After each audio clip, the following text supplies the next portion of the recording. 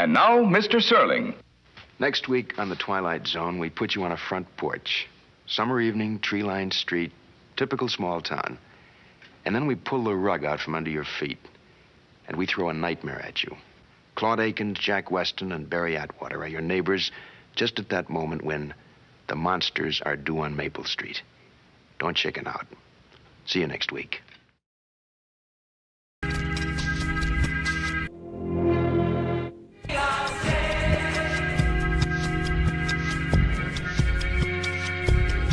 Rod Serling, creator of The Twilight Zone, will tell you about next week's story after this word from our alternate sponsor. The time will be the future, the place just about anywhere where men have been taken over by a machine state. The tools of conquest do not necessarily come with bombs and explosions and fallout. There are weapons that are simply thoughts, attitudes, prejudices, to be found only in the minds of men.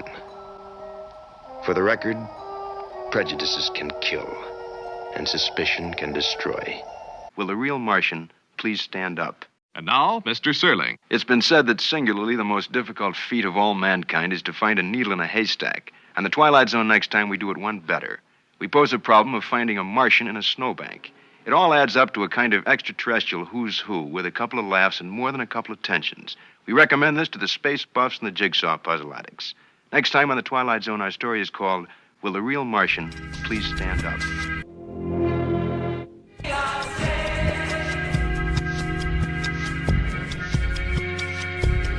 Next on Twilight Zone, we take a page out of a book on the space age, and we project just a couple of degrees as to what conceivably might happen to an astronaut if suddenly and inexplicably, in the middle of an orbit, he disappears. Our story tells you how, why, and where. It stars Steve Forrest.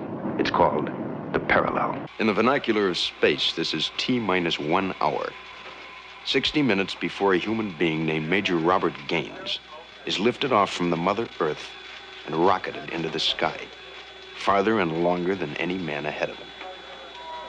Call this one of the first faltering steps of man to sever the umbilical cord of gravity and stretch out a fingertip toward an unknown. Shortly, we'll join this astronaut named Gaines and embark on an adventure. Because the environs overhead, the stars, the sky, the infinite space, are all part of a vast question mark known as the Twilight Zone.